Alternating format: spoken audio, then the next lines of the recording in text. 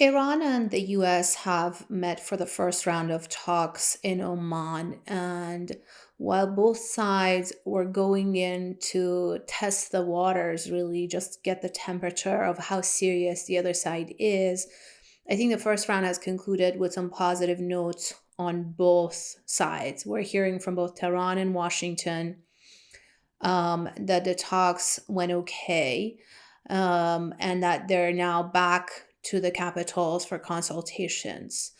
On the Iranian side, I think there's a very deep sense of mistrust at whether the US is even interested in diplomacy, or is the armada ready, locked and loaded to attack Iran and essentially go all the way, even as far as a regime change operation, which is something that the Trump administration, various officials, even the president himself have signaled.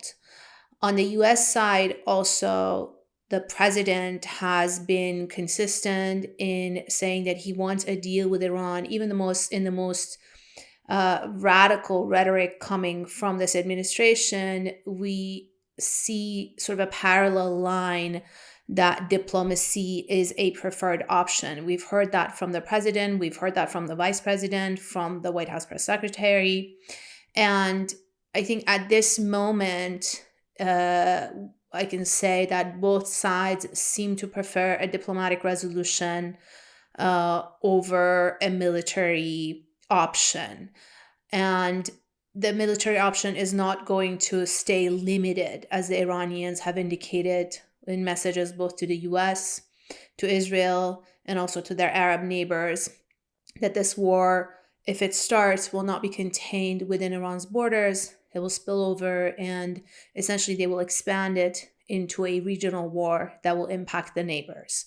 Iranians see this potential military attack by the US, if it does happen, they see it as an existential threat.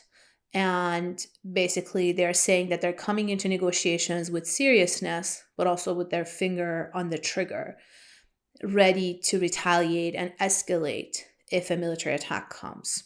On the US side, also, I think even though the president seems to want and prefer diplomacy as the first option, mixed signals are being sent to Tehran that military threat is simultaneously very serious. The armada is assembled. The president has said that the US is locked and loaded. And the parameters and the scope of the talks are also very important as far as the mixed signals. We saw in the nuclear negotiations last year between Special Envoy Steve Witkoff and Iranian Foreign Minister Abbas Araghchi that at the beginning, the talks started with a line coming also from the top, from the president himself, President Trump, that Iran just can't have a nuclear weapons program, or they can't have nuclear weapons. And this was an acceptable framework or scope of negotiations by Tehran, and they engaged with the US in multiple rounds of negotiations. The problem, as far as mixed signals, was that throughout the process of the negotiations, the goalpost started to move.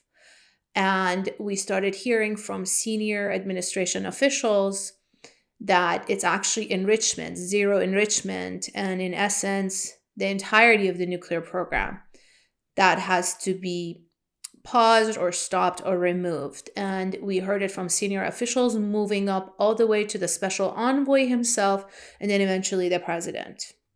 And I think that really confused the Iranian side, or threw them off as far as where the negotiations are going and whether they're even serious. And then came the June attack, the Israeli attack on Iran, and the US supporting, and then later joining that attack on Iran's nuclear sites. So this round of negotiations are starting on following that episode of multiple rounds of negotiations followed by a military attack on the nuclear program. And the Iranians are coming into these talks with very deep skepticism. At the same time, they don't have a lot of good options in front of them. If they don't engage in diplomacy in these talks, they would have to essentially pick the military option or signal that that's their preference, which obviously is not something that Tehran has been wanting or preparing or planning throughout these years. On the US side, also, the options are not great because the president wants a nuclear deal, but the parameters and the scope has been unclear. The sense of mistrust is very deep, and the chance for success of diplomacy is not very high.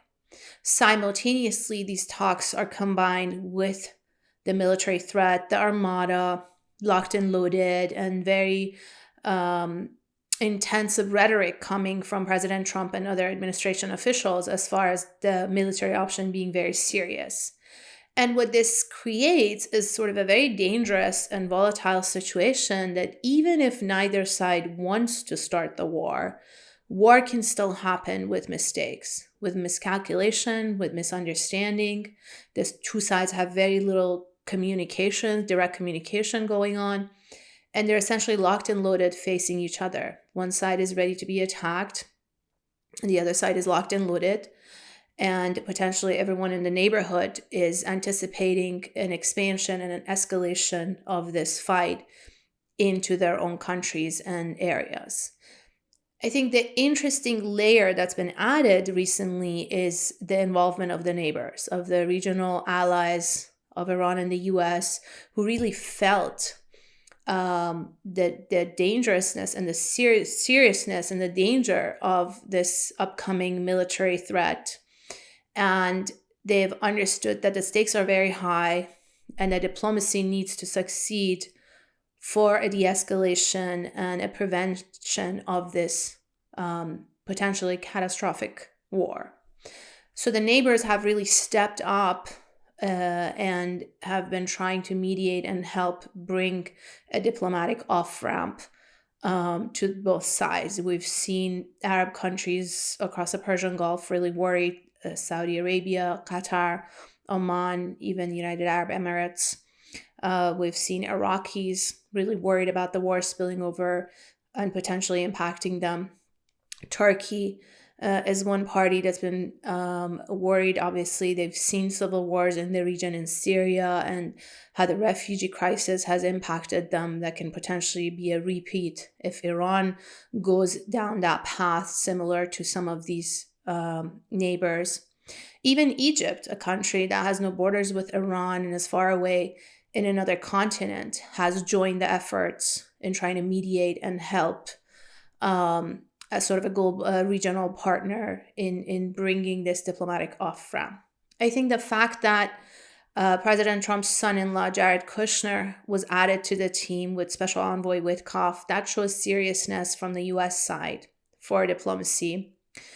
The fact that the Iranians initially agreed to meet in Turkey, but then asked for the venue to be moved to Oman, that showed seriousness on the Iranian side for quickly moving this to a bilateral between Tehran and Washington without sort of the noise of a large crowd.